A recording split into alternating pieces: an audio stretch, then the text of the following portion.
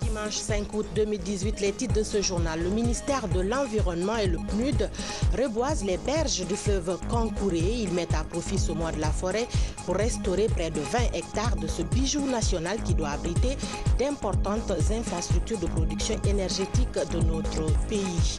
Également dans ce journal, le dégagement des encombrants le long du marigot du quartier Bessia Cité 2. Ce cours d'eau avait débordé il y a quelques semaines, causant un mort et d'importants dégâts matériel. C'est tout pour les titres. Toutes nos excuses pour ce retard. Bonsoir et bienvenue dans ce journal. L'association des femmes leaders de Kouroussa soutient les actions de développement engagées par le président de la République. Ce dimanche, elle a organisé une journée de sensibilisation autour des idéaux de paix et d'unité nationale. La cérémonie a été rehaussée par la présence du chef de l'État, professeur Alpha Condé. Reportage lancé Kamisoko, Moussa Bangoura. L'unité nationale et la paix est le thème principal de cette journée culturelle. Initiée par les femmes leaders de Kouroussa, cette cérémonie est l'occasion saisie par les promoteurs de la danse d'Undumba pour faire des démonstrations devant le chef de l'État. L'ambition des initiatrices est d'amener toutes les femmes à œuvrer pour la paix, gage de tout développement. Sans la paix, on n'est rien, on ne peut rien dans le pays. Sans la paix, on ne peut même pas bien respirer. Donc le pays en a besoin. Et cette mobilisation que nous avons commencée, cette sensibilisation que nous avons commencée, ce n'est pas à Conakry seulement. Nous allons continuer encore dans les préfectures. Les Guinéens doivent savoir que la Guinée est une indivisible. C'est ce que les femmes de Kouroussa sont venues montrer à tous les Guinéens. Donc moi je m'ajoute à ces femmes-là pour demander aux Guinéens de se donner la main, de s'unir comme un seul homme derrière le président, le professeur Alpha Condé, pour faire de la Guinée un pays émergent. Aux côtés des femmes, l'association des jeunes ressortissants des 11 sous-préfectures de Kouroussa s'engage pour atteindre un idéal commun, celui d'une Guinée unie et prospère. Quand les femmes sont engagées, personne ne doit rester. D'accord, les jeunes, nous sommes, si vous voulez, le bras droit, nous sommes la cheville ouvrière des femmes. Ça veut dire que nous devons vraiment de supporter les femmes, de les encourager. Donc nous avons beaucoup de perspectives, nous avons beaucoup de projets, mais ça nous donne une nouvelle dynamique. Très engagé dans les actions favorables à la paix, au renforcement de l'unité nationale, le chef de l'État, professeur Alpha Condé, est venu apporter son soutien à cette action citoyenne. Un apport hautement salué par les ressortissants de Kouroussa. Des artistes comme Amadou Sodia, Zonatata Condé ont égayé la salle. Quelqu'un dit souvent qu'il est le fleuve qui aime le plus la Guinée parce que prenant sa source en Guinée, se jetant à la mer ici également, le fleuve Kankouré, puisque c'est de lui dont il est question, doit abriter les plus importantes infrastructures de production énergétique du pays. Mais ces berges sont aujourd'hui dénudées à cause des attaques humaines. Pour y remédier, le ministère de l'Environnement et le PNUD reboisent près de 20 hectares à l'occasion du mois de la forêt guinéenne. De retour de Souapiti et Kaleta, Mamadou Alpha Baldé pour plus de précisions. Le long du Kankouré, pas moins de 4 barrages hydroélectriques sont prévus pour une production d'environ 1000 MW d'énergie propre. Actuellement en construction, l'imposant barrage Souapiti à lui seul fournira 450 MW d'énergie. De quoi sortir la Guinée de tout déficit énergétique, la matière première pour ces infrastructures étant l'eau. Sa disponibilité dépend fortement de la santé environnementale du fleuve. Malgré les énormes investissements, les berges et alentours du fleuve Kankouré sont peu protégés. La culture sur brûlis et la carbonisation y sont régulièrement pratiquées. Pour l'instant, vu que les populations qui sont là sont nos voisins, on ne peut que les sensibiliser et les accompagner pour qu'ils changent de comportement. Au lieu de brûler par exemple 100 hectares pour exploiter juste peut-être 50 hectares, on les accompagne pour qu'ils diminuent ça. Regardez, c'est tout autour de nous. Donc chaque année, nous brûlons à peu près combien, je ne sais même pas combien d'hectares. Et pour faire quoi? Pour récolter des quantités qui ne peuvent même pas nous suffire. Si ces barrages-là sont en train d'être construits aujourd'hui, notamment le barrage de Kaleta qui est déjà fait, le barrage de Swapiti qui est en train d'être construit, il est important qu'en tant que Guinéen, en tant que responsable des services publics et surtout du ministère de l'Environnement, que chacun puisse jouer sa partition. Et la partition du ministère de l'Environnement, des Eaux et Forêts, c'est de s'investir dans la préservation de ces barrages-là. Et là, pour préserver ces barrages, il faut préserver les différents cours d'eau qui alimentent justement ces barrages. Face à l'urgence de la situation, le département de l'environnement, avec l'appui du PNUD, vient accompagner les efforts de restauration déjà engagés par le projet Kaleta.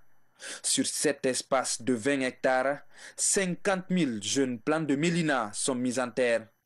L'opération est exécutée par des ONG environnementales guinéennes. Le choix est porté sur le mélina parce que c'est une espèce à croissance rapide et qui supporte toutes les intempéries. Qu'il y ait feu, ça va supporter, qu'il y ait beaucoup d'eau, ça supporte toujours. Donc voilà pourquoi nous avons choisi cette espèce qui est très importante. Mais je pense que toutes les ONG vont protéger cette bande pour éviter les feux de brousse. Pour la réussite du projet, les populations locales sont impliquées et la protection de la zone par des grillages est envisagée. C'est un exercice qui va continuer, qui a débuté depuis juin à l'échelle nationale. Cet exercice va continuer jusqu'à la fin de ce mois. Donc ce mois-ci, l'exercice a atteint sa vitesse de croisière. La protection et la restauration des forêts le long du Concouré est une priorité nationale. Le processus est lancé, mais du travail il y en a encore. 2200 hectares doivent être restaurés pour sauver le fleuve de l'érosion et de la perte de son lit. Dossier santé de ce journal. Bientôt, de nouveaux modules sur la surveillance intégrée des maladies dans les écoles de santé. L'idée est de permettre aux futurs agents de santé d'être mieux préparés à la surveillance et à la prise en charge des maladies à potentiel épidémique. Une idée de l'OMS en partenariat avec l'Agence nationale de sécurité sanitaire. Reportage Sa Amaratonno. À Kindia, les acteurs de la santé et les enseignants-chercheurs des secteurs publics et privés s'y retrouvent. Les débats portent sur la problématique de l'introduction de la surveillance intégrée des maladies et ripostes dans les programmes de formation de santé en Guinée. Dans le cadre de nous préparer à d'autres événements, on a décidé d'inclure un certain nombre d'activités de formation dans le curriculum de formation de nos écoles professionnelles. Donc l'enseignement professionnel technique est là et les écoles de santé communautaire et les facultés de médecine. C'est pour permettre que l'épidémiologie classique qu'on a l'habitude d'enseigner, d'introduire les aspects opérationnels et que nous permet une détection rapide des cas de situation d'urgence afin qu'on prépare les jeunes dans les écoles de formation initiale à faire face à ces différents événements de santé qui peuvent survenir dans leur localité. À la faculté de médecine de l'université Gamal Abdel Nasser de Conakry et dans les écoles professionnelles de santé, de nouveaux modules d'épidémiologie seront intégrés dans le curriculum de formation des étudiants dès l'ouverture prochaine des classes. Ce qui va changer dans les écoles, c'est qu'on va prendre en compte la surveillance intégrée de la maladie et de la riposte. Donner les cours complets pour que les jeunes, dès leur sortie, soient opérationnels. Parce que c'est quelque chose qui ne s'enseignait pas. Donc c'est une très bonne innovation et ça fait une très bonne chose. Ça va continuer à améliorer leur niveau théorique et niveau pratique dans le cadre des stages hospitaliers. Et éventuellement, s'il y a une flambée épidémique, que les étudiants sortants et même ceux qui sont sur les bancs puissent participer à la prise en charge, à la gestion de l'épidémie. L'introduction de la surveillance intégrée des maladies et la riposte est une initiative de l'Organisation mondiale de la santé. La politique a été adoptée par les pays africains membres de cette institution il y a plus d'une dizaine d'années, mais seulement maintenant que sa mise en œuvre est effective. santé alimentaire à présent. De façon directe ou indirecte, vous êtes nombreux à consommer les bouillons sans pour autant vous soucier de leurs conséquences sur votre organisme. Et pourtant, certains de ces bouillons sont nuisibles à la santé. La situation préoccupe les acteurs de la société civile guinéenne qui montent au créneau pour dénoncer et livrer une bataille contre la prolifération des produits alimentaires nuisibles à la santé. Bernard Tonguino, Zézé Guilavogui. À la prolifération des types de bouillons sur le marché guinéen, les acteurs de la société civile s'engagent à jouer le rôle de défenseurs des consommateurs. Une lutte est déclenchée contre les marques de bouillons inappropriées à la consommation. L'opération est menée par la convergence des jeunes leaders pour la paix et la démocratie. En tant que société civile, nous avons estimé également qu'il est de notre responsabilité d'accompagner l'État à travers non seulement attirer leur attention sur ce qui est sur le marché guinéen, mais aussi leur faire des propositions concrètes pour les permettre de cerner la situation de l'importation et de l'exportation des produits sur le marché guinéen. Pour réussir son combat, la COGEPED bénéficie de l'adhésion de plusieurs organisations internationales, notamment l'Union européenne, le PNUD et le Consortium des importateurs. Un mémorandum est rédigé à cet effet. Le document comporte plusieurs recommandations adressées au chef du gouvernement. En termes de recommandations, nous voulons qu'il y ait une agence de coordination de toutes les structures de contrôle en Guinée. Également, nous avons proposé au gouvernement qu'il y ait des sensibilisations dans les frontières entre les douaniers des autres pays et nous, et également dans la zone CEDEAO. Et nous allons également amener les populations à un changement de comportement. Et dans les prochains jours, les produits certifiés pour la consommation en Guinée, sur le marché guinéen, vont être publiés. Au-delà des mesures réglementaires, la société civile et ses partenaires entendent faire de la sensibilisation une première approche pour éradiquer l'importation et la vente des bouillons nuisibles à la santé sur le marché guinéen. Démocratie et citoyenneté, quel rôle pour le citoyen? Pour répondre à la question, l'ONG Entreprendre Ensemble initie un projet d'éducation intitulé Apprentis citoyens, une sorte d'appui au ministère de l'Unité nationale et de la citoyenneté pour définir de façon concrète le rôle du citoyen, tout en proposant des cours pédagogiques pour intensifier les actions de sensibilisation pour faire du Guinéen un citoyen modèle. Reportage Diamo Kaba. Pour amener les citoyens à se conformer à leurs responsabilités civiques, un nouveau concept est lancé à Conakry. Apprentis citoyens est un projet d'éducation à la démocratie et à la citoyenneté qui vient renforcer les actions de sensibilisation du gouvernement et ses partenaires. Le projet Apprentis citoyens est un projet qui vise à aider à renforcer la citoyenneté, le civisme, permettre aux gens de tout simplement s'outiller avec des cours sur l'histoire de la Guinée, des cours sur le fonctionnement d'une république, ses institutions, et sur la question de la citoyenneté, le rôle des femmes et des jeunes dans le processus de développement. Un outil pour nous outiller à être des citoyens engagés, des citoyens actifs dans la co-construction de la Guinée. C'est une très belle initiative qui doit être encouragée et soutenue et que chacun d'entre nous travaille pour le renforcement de la culture du civisme dans notre pays, puisque le citoyen est l'acteur essentiel de l'État et du système démocratique. C'est ce travail qui est en cours, c'est un travail complexe, de longue haleine. Il faut que les différents acteurs puissent jouer leur rôle, il faut que le corps social dans son ensemble et les autres associations fassent la même chose, et bien entendu en premier lieu que la puissance publique travaille aussi dans le sens du renforcement de cette culture du civisme. À la bibliothèque, professeur Gibril Tamsir-Niane, l'apprentissage à l'éducation civique est au centre des débats. Les notions de culture du civisme et droit sont abordées pour conscientiser les citoyens dans la construction d'une nation forte.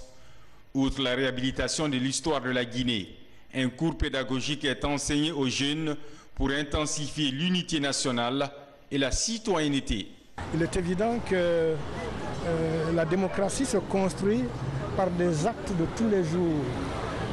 Il ne faut pas que l'on soit démocrate dans certaines institutions publiques et que l'on revendique la démocratie quand on est dans la rue ou dans certaines institutions, et que dans la famille, dans la rue, au café, à l'école, qu'on ne soit pas démocrate. C'est pour ça que le champ de la démocratie s'élargit à tout le corps social. Le projet va durer 2 mois. Sur le terrain, les expériences tirées seront capitalisées pour réaliser un cahier citoyen. Déjà, un livre est élaboré par le professeur Djibril Tamsir Niane intitulé « Éducation civique », un ouvrage destiné aux jeunes citoyens pour améliorer leurs connaissances et définir leur rôle. On enchaîne avec ce communiqué du ministre du Budget sur la mise en vente des vignettes de la taxe unique sur les véhicules pour l'année 2018. Le ministre du Budget a l'honneur de porter à la connaissance de tous les détenteurs de véhicules à moteur, les voitures automobiles, les camions, les camionnettes, les tracteurs ainsi que les motocyclettes, de la disponibilité des vignettes de la taxe unique sur les véhicules pour l'année 2018. À cet effet, il informe tous les usagers concernés que le lancement de la vente de ces vignettes aura lieu le mardi 7 août 2018 sur l'ensemble du territoire national et se poursuivra jusqu'au 6 novembre 2018, délai réglementaire. Passé ce délai, tout achat de la vignette sera majoré d'une pénalité de 25% de sa valeur. L'achat des vignettes se fera via le CADAC, Orange Money, le réseau des banques partenaires et à la Direction nationale des impôts. Le ministre du Budget s'est compté sur le civisme de chacun et de tous. Signé Ismaël Djoubaté, ministre du Budget. Du côté de Mamou, les cadres des services décentralisés et sectoriels s'entraînent à être de meilleurs leaders pour mieux assurer le management des structures préfectorales, une initiative du ministère de l'Administration du territoire qui consiste à développer les capacités opérationnelles de ces cadres en management pour une fourniture de services de qualité aux collectivités locales. On voit tout ça avec Mohamed Lamine Camara. Depuis quelques années, le ministère de l'administration du territoire est en ordre de repositionnement des administrateurs territoriaux. C'est pour une meilleure fourniture de services de qualité aux collectivités décentralisées du pays. Pour le récit, des stratégies de consolidation du processus de décentralisation sont mises en place pour renforcer les capacités opérationnelles des cadres du commandement local. À Mamou, 50 cadres venus des régions de Zérékouré, de Farana et de Kankan approfondissent leurs connaissances en technique de leadership et de management des structures préfectorales. Vous n'êtes pas sans savoir qu'aujourd'hui, le seul moyen, n'est-ce pas, de faire une sensibilisation, il faut passer par la formation pour éviter effectivement la démobilisation, n'est-ce pas, au niveau du sommet et à la base, à travers, n'est-ce pas, les acteurs. Raison pour laquelle le centre de Sérédou a toujours fait des séries de formations à l'intérieur du pays pour que ce soit des formations de proximité auprès, n'est-ce pas, des acteurs à la base. La méthode utilisée est celle participative pour une maîtrise parfaite des différents modules. Cet appui vise à améliorer leur leadership dans les collectivités pour mieux maîtriser le management d'équipe. C'est un contexte qui vient à point nommé parce que tous ceux qui sont dans la salle se sentent concernés.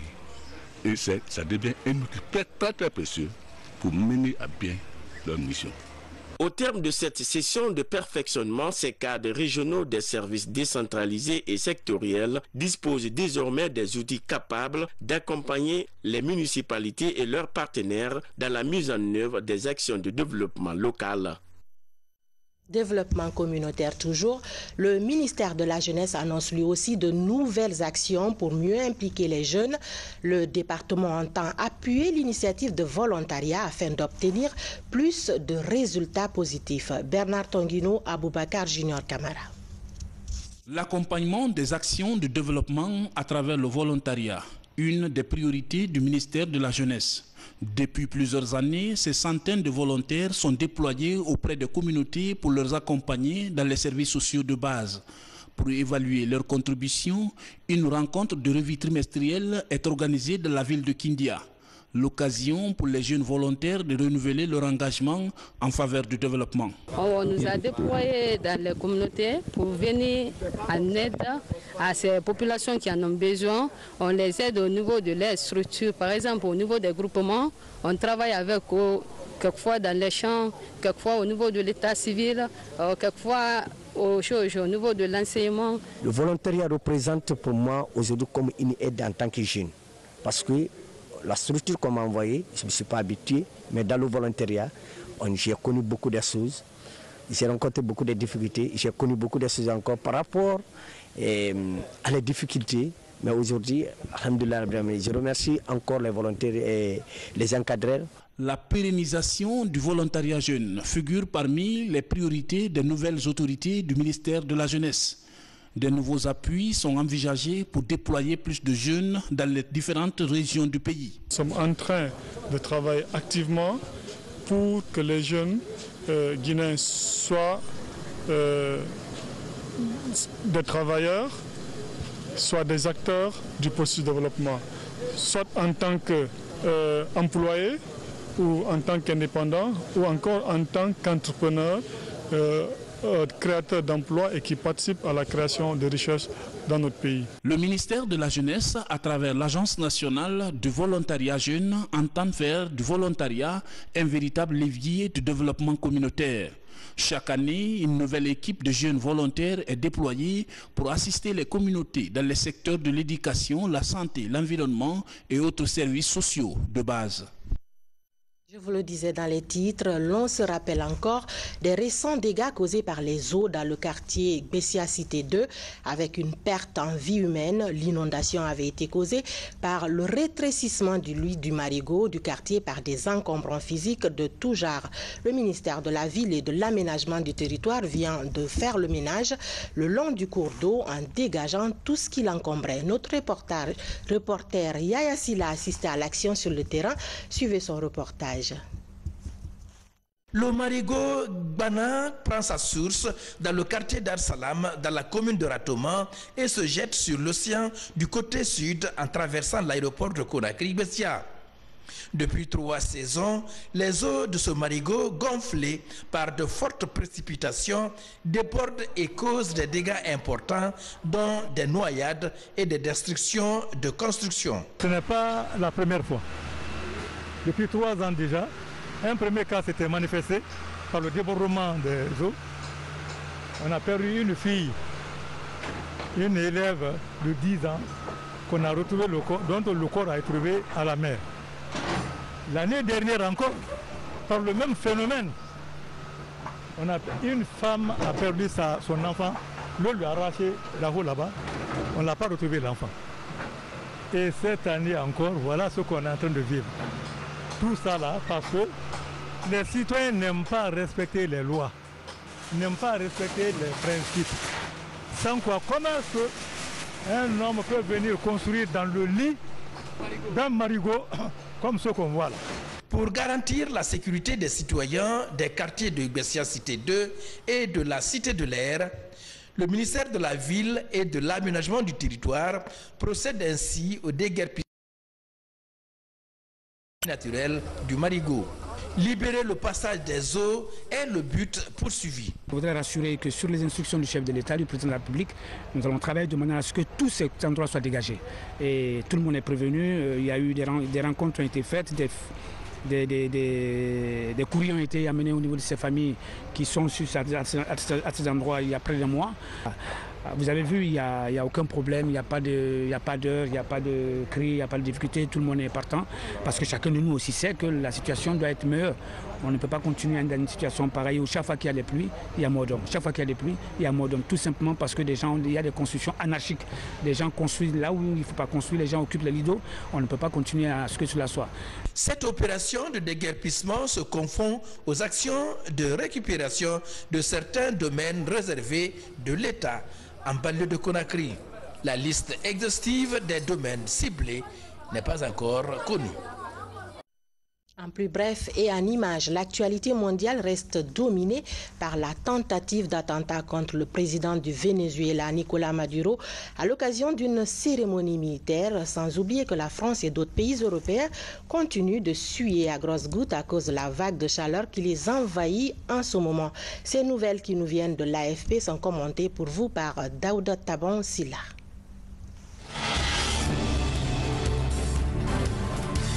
Alors qu'il était en plein discours lors d'une cérémonie militaire vendredi à Caracas, le président vénézuélien a été victime d'une tentative d'attentat au drone chargé d'explosifs. La caméra a montré des centaines de militaires regarder en l'air et puis courir dans tous les sens avant que la diffusion en direct de la cérémonie ne soit coupée. Même si le couple présidentiel n'a pas été touché, mais 7 autres personnes ont été blessées lors de cette attaque. Un séisme de magnitude 7 a secoué dimanche l'île indonésienne de Lombok, a annoncé l'Institut américain de géophysique. Il y a une semaine, un autre de magnitude 6,4, mais beaucoup moins profond, avait fait 17 morts et détruit des centaines de bâtiments sous l'île, en provoquant des glissements de terrain, prenant au piège des randonneurs sur les sentiers de montagne de l'île. L'Indonésie est située sous la fameuse ceinture de feu du Pacifique, là où des plaques tectoniques se rejoignent et où se produisent beaucoup d'éruptions volcaniques et de tremblements de terre. La canicule qui concernait toujours 67 départements français dimanche, aux grandes dames des automobilistes sur les routes des vacances, devrait sévir jusqu'à mardi selon Météo France. Les fortes chaleurs devraient se maintenir dans la journée sur une grande partie du sud du pays, avec des maximales de 35 à 38 degrés Celsius, nous enseigne Météo France. En plus bref également cette page noire suite au décès de l'ancien entraîneur du Sili Cadet. Amidou Camara est décédé hier à l'âge de 56 ans à son domicile de Matam des suites de maladie. Ce dimanche, des hommages lui ont été rendus au Palais des Sports du stade du 28 septembre. Il était marié et père de 4 enfants. Paix à l'âme de coach Amidou Amina. Voilà, c'est la fin de ce journal. Merci de nous avoir accordé votre attention. Vous pouvez également nous suivre en direct ou en différé sur le www.rtgcoloma.info. Je vous souhaite un très bon début de semaine à tous. Bonsoir chez vous.